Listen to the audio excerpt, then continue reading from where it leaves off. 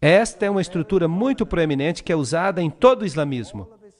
E você não vai encontrar um único táxi sequer num país muçulmano que não tenha um olho que tudo vê, usado como proteção. E é claro que também é usado no catolicismo. Ele está no dólar americano e em todos esses lugares interessantes. Aqui está o olho de Hathor, o olho de Osíris. Aqui ele está num templo egípcio, num púlpito da Igreja Católica, outro numa catedral católica. O autor maçônico Carl Clary escreve: este é um dos mais antigos e mais difundidos símbolos que representam a Deus. Nós encontramos no Egito, na Índia, o olho aberto do Egito representava Osíris. Na Índia, Shiva é representado por um olho. E a enciclopédia da maçonaria diz que o olho que tudo vê é um importante símbolo do Ser Supremo, tomado emprestado pela maçonaria da antiguidade. No mesmo princípio, os egípcios representavam Osíris. Então, o islamismo usa este símbolo e o catolicismo usa este símbolo. Só estou fazendo algumas comparações. Para os antigos egípcios, o olho direito simbolizava o sol e o olho esquerdo a lua. Vejam aí de novo os dois aspectos da divindade solar. E Bailey, então, menciona que o olho de Deus é Shiva, ou Siva, o destruidor. Lembre-se que Shiva é o deus hindu equivalente a Osíris. Shiva é também sinônimo de Satanás. Será que é possível que as duas religiões, no seu círculo interior, adoram o mesmo Lúcifer, mas que a massa externa não saiba nada sobre isso? Mas quem é Baal? De acordo com a enciclopédia da maçonaria, quando os israelitas faziam uma de suas apostasias periódicas para a idolatria, Baal parece ter sido um dos seus ídolos favoritos. Em Tiro, Baal era o sol e Astarote a lua. Então nós temos toda a evidência que eles sabiam bem o que estavam fazendo. Não há nenhuma contradição aqui, pois Sete é o demônio egípcio e Shiva é o deus hindu da destruição. Os dois nomes, Sete e Shiva, são listados na Bíblia satânica como outro nome de Satanás. E Helena Petrovna Blavatsky afirma: agora temos que lembrar que Siva, Shiva, o Baal palestino, Moloque e Saturno são idênticos. Será possível que essas duas religiões tenham o mesmo mestre por trás dos bastidores e que as massas estão sendo enganadas, assim como acontece no catolicismo? São ótimas pessoas, mas são mantidas na ignorância. E a sinceridade dos muçulmanos, ainda que enganados, desviados, porque fazem parte das massas, catecúmenos. Helena Petrovna Blavatsky liga Sete a Satanás, Hermes, o deus da sabedoria, também chamado Tote, Tate, Sete e Satã. E no Antigo Egito, Sete era adorado com rituais obscenos e homossexuais. E eles construíram templos nos quais eles realizavam esses ritos homossexuais. Por exemplo, o templo de Luxor. Agora, eu tenho muitos slides do templo de Luxor. Eu fui lá e eu tirei muitas fotos naquele templo, mas eu não posso mostrar para vocês, porque são fotos bem safadas. Alguém aqui já foi até Luxor? Quando você chega a Luxor e vai para o muro, você descobre que o falo era muito importante. E as fotos não devem ser mostradas. Eu as tenho, mas eu não vou mostrar para vocês. Este é um antigo sítio pagão. O templo de Luxor é uma das grandes relíquias dos tempos antigos. Bem, aqui está a entrada. Oh, e o que é aquilo? Isso é uma mesquita. Onde que essa mesquita foi construída? Será que você quer dizer que a mesquita foi construída no templo de Luxor? Será isso possível? Então vamos dar uma olhada mais de perto. Sim, aí está ela. Ela está dentro do templo de Luxor. O que isso diz para você? Se você tivesse que construir uma igreja cristã hoje, será que você escolheria o antigo templo de Baal e construiria sua igreja dentro dele? Sim ou não? Não, claro que não. Agora, e se esta religião for a mesma que a religião antiga do velho culto a Lúcifer? Será que então você estaria disposto a fazer isso? Talvez, sim. Aí eles fizeram. Foi construída dentro do templo. Incrível. Sobre as ruínas. Agora vamos dar uma chegadinha no templo de Baal em outro país. No Líbano. Aí está ele. E deste lado, e este é um templo da mesma divindade, por falar nisso, o que é isso? É uma igreja católica romana. no mesmo sítio uma igreja católica. Aqui está a cruz e ali está o templo de Baal. Por que construir no mesmo sítio? Bem, eles têm os mesmos rituais. O catolicismo faz, o Islã também faz. Será que há um objetivo com isso? Se nós visitarmos algumas das igrejas católicas mais famosas, este aqui é o santuário de onde Maria supostamente ascendeu aos céus. Trata-se da grande catedral de Jerusalém. No chão você tem o grande círculo solar com todos os signos do zodíaco. E vocês sabem que Deus proíbe isso? Deus proíbe. E aqui está o lugar onde se deitou Maria. Antes de ela subir, é claro, para o céu. Ela não ficou morta ali. No chão você tem alguns símbolos pagãos. Você tem todos esses símbolos interessantes de suporte à hóstia e pentagramas de cabeça para baixo, tudo símbolo de Lúcifer. E então, nesta pintura, uma estrela interessante. De fato, nada mais são do que dois quadrados, um dentro do outro. E é com frequência que as divindades pagãs eram assim representadas. Dois triângulos, um dentro do outro, ou como dois quadrados, um dentro do outro. E esses dois quadrados, um dentro do outro, são representações de Ísis e Osíris. Vejam que estão dentro de uma igreja católica dedicada a Maria. Também no chão daquela catedral católica romana, você tem um barco, você tem as ondas, você tem o Quirô, e você se lembra que o livro Morais e Dogma nos disse que trata-se de um símbolo de Osíris. Isso significa que é um símbolo masculino fálico, e o barco representa o útero. É uma representação muito safada, mas num ambiente agradável. Ninguém saberia o que isso de fato significa. Ninguém poderia imaginar que aquele é um símbolo obsceno, a menos que você leia o que os maçons dizem a respeito dele. Isso não é interessante? O barco com o seu mastro na meia-lua era também a mesma representação. Aqui está uma catedral católica romana, construída como um barco fenício. Agora, o que um barco fenício tem que ver com a Igreja Católica Romana? A menos que ele represente o útero. Vamos pedir a Albert Pike que explique isso para nós. Albert Pike escreve que Ísis e Osíris, os princípios ativo e passivo do universo, eram geralmente simbolizados pelas partes genitais do homem e da mulher. O lingam da Índia era a união de ambos, bem como o barco e o mastro, e o ponto dentro do círculo. Tudo expressando a mesma ideia filosófica da união das duas grandes causas da natureza. Blá, blá, blá. Bem, nós estamos no caminho certo. Nós estamos descobrindo essas coisas na Igreja Católica. Dentro deste Templo dos Cavaleiros, nós já estivemos aí antes, mas agora eu quero mostrar outra coisa. Lembram-se que da última vez eu mostrei a águia de duas cabeças? Mas agora eu quero mostrar para vocês o chão. Opa! O que é isto? Esta é uma estrela de 8 pontas. Agora, o que esta estrela representa? Bem, aqui está a estrela do Islã. Não é interessante? As duas estrelas são idênticas. As estrelas do Islã em formas diferentes. Então, nós descobrimos que há estrelas do Islã na Catedral Católica especialmente dedicada a Maria, e nós também a encontramos no mundo islâmico. Agora, como é que esta estrela foi criada? É simplesmente um quadrado dentro de outro quadrado. Aí está. Agora, se você quer a estrela de Davi, você pega um triângulo, coloque dentro de outro triângulo, e aí está. São símbolos sexuais, são símbolos ocultistas. Agora eu vou dizer para vocês a história interessante de um homem que disse que era um jesuíta, Alberto Rivera. E ele alega que o cardeal Bea, general jesuíta, lhe deu instruções pessoalmente sobre a origem do Islã. E de acordo com Rivera, a Igreja Católica começou o islamismo com o propósito de dominar os árabes e garantir a segurança de Jerusalém. Fascinante. Isto é altamente ridicularizado na literatura. Claro, nada assim pode ter acontecido. Deixe-me fazer uma digressão, uma especulação. Quem veio primeiro, o catolicismo ou o islamismo? O catolicismo chegou primeiro.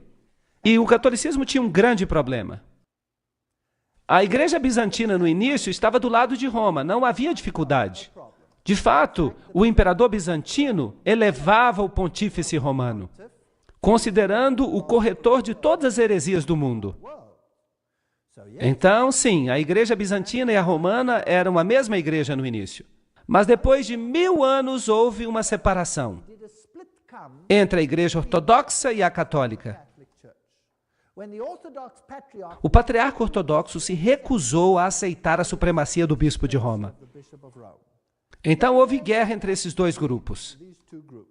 E essa guerra continuou até depois da Revolução Russa. Mas agora a Igreja Ortodoxa começa a dizer: nós nos desculpamos. Desculpe. Então isso foi resolvido. Mas nos primeiros séculos do domínio católico, qual foi o grande problema do catolicismo? Quem era o problema? Os verdadeiros cristãos. Os verdadeiros cristãos, porque o cristianismo tinha se espalhado no Oriente Médio. Não seria bom se estes supostos cristãos de Roma pudessem conseguir uma organização que erradicasse o cristianismo, substituindo-o por uma outra forma da sua própria religião, fundando uma organização. E eles são bons nisso. Quem foi que os jesuítas criaram? A maçonaria, para fazer sua obra. E eles então banem a maçonaria para que, se alguma coisa acontecesse, eles podiam dizer: bem, não fomos nós, foi a maçonaria. Ou então eles põem a culpa nos judeus. Não somos nós que governamos o mundo, são os judeus. É o sionismo, mas de fato é o catolicismo. Agora, se o mundo ocultista quer obter o controle e o mundo ocultista controla Roma, por que não ficar tudo sob o controle do ocultismo? Não seria interessante? Eu só estou especulando. Eu não posso provar isso. Eu só estou dizendo o que Rivera disse, mas infelizmente ninguém deu crédito a ele. Então vamos olhar o que está acontecendo. Fátima é um lugar muito interessante, porque no passado o islamismo controlou a Espanha e Portugal. E aqui está o Papa em frente da estátua de Fátima. E vejam que aqui está o Templo de Fátima. O membro do Vaticano, Dr. Malaquias Martin, disse que, baseado numa mensagem de Maria numa visita pessoal, o Papa João Paulo acredita que chegará o dia quando o coração do islamismo, já afinado com as figuras de Cristo e da mãe de Cristo, Maria, receberá a iluminação. Iluminação, eu gosto dessas palavras. Elas têm um som agradável que ele precisa, uma segunda Fátima, na qual eles o reconhecerão como vigário de Deus na terra. Então, quem precisa ser reconhecido como vigário de Deus? O Papa deve ser reconhecido como vigário de Deus. Então, com os companheiros de viagem, como a Igreja da Inglaterra, a Igreja Episcopal e outras semelhantes, o Papa poderá ser adorado como o Pai Santo e Infalível por mais da metade da população mundial. Eu gostaria de corrigi-lo. Toda a população mundial. Mas isso está além do que eu quero dizer. Agora, o islamismo primitivo, qual foi a área que ele ocupou? Esta área. Quem governava esta região? Quem a governava? Apenas o cristianismo. Antes da chegada do islamismo, aí estava o cristianismo. Mas então o islamismo passou a dominar essa região. E então, por volta de 750 depois de Cristo, o islamismo progrediu e tomou conta de toda essa região, inclusive da Espanha. Isto é fascinante. A Espanha e toda a região da Ásia Menor. Tudo controlado pelo Islã. Vocês sabiam quem governava a Espanha? Eram os visigodos. E os visigodos tinham um evangelho diferente do católico. Eles estavam mais alinhados com os ostrogodos, que de fato guardavam o sábado. Eram povos problemáticos que de alguma forma precisavam ser anulados, nem que fosse por um período de tempo. Eu estou especulando. 900 depois de Cristo. Ali vão eles para o norte da Espanha. Ali estavam os francos, que apoiavam muito o catolicismo. E vagarosamente o Islã começou a chegar. E toda essa região passou a ser controlada pelo Islã. 1100 depois de Cristo, eles já estão aqui no sul da Espanha. E vocês sabem que o sul da Espanha é mais independente do que o norte. Houve batalhas tremendas nessa região da Espanha. E então eles ganharam domínio sobre esta região. E em 1500 depois de Cristo, eles então saem da Espanha. E o Império Romano Ocidental se torna totalmente católico. Agora é católico. E Roma controla o mundo católico. E o Islã controla esta região. Aqui está a distribuição atual do islamismo. Há duas seitas, o Sunni e o Shia, e eles controlam áreas vastas. Uma área enorme. Mas inicialmente, onde os cristãos estavam, hoje você pode dizer que é tudo islamita. Há uma história interessante que se conta que as penas vermelhas vêm do fato de que eles as mergulharam no sangue dos cristãos. Eu não quero especular. Eu não sei se isso é verdade ou não. Eu não quero ficar especulando. Mas é interessante. Lembrem-se que Gary H.K. fala das antigas religiões de mistério, sob o controle dos maçons e dos Illuminati e do Concílio Mundial de Igrejas. Mas e se os verdadeiros místicos que controlam o cenário estão de fato em Roma? Mas e se eles controlam tudo, inclusive esta outra religião, através de pessoas de dentro? E se você monta o quebra-cabeças, com todas as referências que existem, há laços íntimos entre os templários e as sociedades secretas do islamismo. Os ismaílis, os karmatitas, os fatimitas, os drusos e os assassinos. Agora, os assassinos são interessantes. Eles estão dispostos a se matar para que possam obter alguma vantagem. Eles explodem a si mesmos para destruir outras pessoas. Será que há algo assim hoje em dia? Sim, então nada mudou. A história se repete mais uma vez. Agora, quem eram essas sociedades secretas que estavam mancomunadas com os templários? Ou será que os templários as controlavam? Quem sabe? Vamos ler alguma informação sobre os assassinos. Os graus dos assassinos são os seguintes. Primeiro, o grão-mestre, conhecido como Sheikh al-Jabai, ou o Velho da Montanha. Em segundo lugar, o Daí Kebir do Grande Priorado. Em terceiro lugar, os iniciados Dais. Em quarto lugar, os Rafiks ou associados. Em quinto, os Fadais ou devotos. Em sexto, os Lassiques ou irmãos da lei. E, finalmente, as pessoas comuns, que deveriam ser simplesmente instrumentos cegos. Isso soa familiar. A pobre massa cega, os catecúmenos. Planos contra a religião não eram, obviamente, admitidos pela ordem. A conformidade estrita ao Islã era exigida de todas as fileiras mais baixas dos não iniciados, mas o adepto aprendia a distinguir o engano da fé e das obras. Nós estamos falando de países inteiros, sujeitos a essas pessoas de dentro, que usavam seus habitantes como gado humano. Você não sente pena deles? Como nós também temos que ter pena de nós mesmos? Porque nós também temos sido enganados. Então, com o incentivo do paraíso, os assassinos alistaram instrumentos para sua obra criminosa e estabeleceram um sistema de assassinato organizado com base no fervor religioso. Nada é sincero e tudo é permitido. Essa é a base da sua doutrina secreta. E os jesuítas têm a mesma doutrina hoje em dia. Esta era concedida a poucos e ocultada sob o véu da mais austera religião e piedade, restringindo a mente sob o jugo da obediência cega. Pobres coitados, enganados pelos agentes satânicos. Também havia os fatimitas, que assumiram o controle. O fundador da dinastia fatimita dos califas foi um tal Ubaidallah, conhecido como Mahdi. Suas sociedades de sabedoria foram instituídas em Cairo. Darul Kimat, ou a Casa do Conhecimento, pelo califa número 6, Hakim, que foi canonizado como Deus após a sua morte, é adorado até o dia de hoje pelos drusos. Sob a direção desse homem, a grande loja do Cairo foi formada pelos fatimitas, e continuaram o plano de Abdullah. Ali havia 9 graus, seu método de enlistar os prosélitos, seu sistema de iniciação, blá, blá, blá, são absolutamente os mesmos usados por Weishaupt, o fundador dos Illuminati. Então não há diferença entre Roma e essa gente. É a mesma organização. Será possível que eles estão usando tese e antítese já por milhares de anos? Para extirpar o remanescente do cristianismo? Mais tarde, quando a Igreja Ortodoxa se separou, o que eles fizeram? Eles criaram um império chamado Império Otomano. E eles então entraram e eles mataram os sérvios, que eram ortodoxos. E eles mataram os romenos, que eram ortodoxos. Eles estupravam as mulheres, jogavam as crianças aos ares e as aparavam com a ponta da baioneta. Dizimaram todas as áreas ortodoxas. Incrível. E aqueles que conseguiram escapar para o norte, para a Rússia, não escaparam à espada do comunismo. A Lenin e seu bando de assassinos.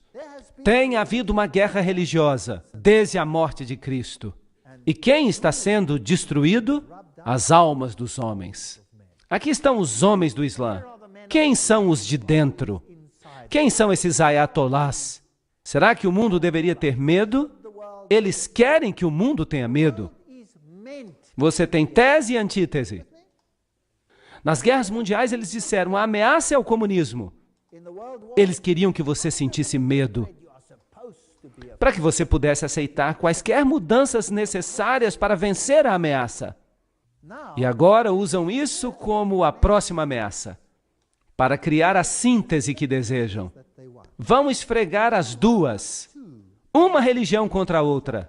A cultura dos judeus e dos cristãos, a cultura do Islã, vão esfregar uma na outra para que elas se destruam mutuamente, até que nada sobre, até que haja síntese. E então você vai ter uma religião mundial. E Lúcifer vai ficar alegre porque ele será o rei. Não foi isso que Albert Pike disse? O que ele ia fazer? Uau! Quem são esses homens do Islã? Eu já falava desse homem muito antes que alguém descobrisse que ele era um maçom do grau 33. Vocês sabem que ele se tornou o terrorista número 1 e talvez ele nunca seja pego. Ninguém sabe onde ele está. Ninguém sabe se ele está vivo. Nós vamos falar sobre ele amanhã. A Bíblia é uma parte indispensável da mobília de uma loja maçônica cristã. Eu já mostrei esse texto para vocês. Vem de Morais e Dogma, somente porque ele é o livro sagrado da religião cristã. O Pentateuco hebraico numa loja dos judeus e o Corão numa loja de Maomé devem estar no altar. E um desses, e o quadrado e o compasso, devidamente compreendidos, são as grandes luzes pela qual um maçom deve trabalhar e andar. Qual? Obviamente não a Bíblia, porque Morais e Dogma, o próprio livro diz que odeia a Bíblia. Foi isso que o livro disse, lembram-se da citação? Mas mudaram tudo.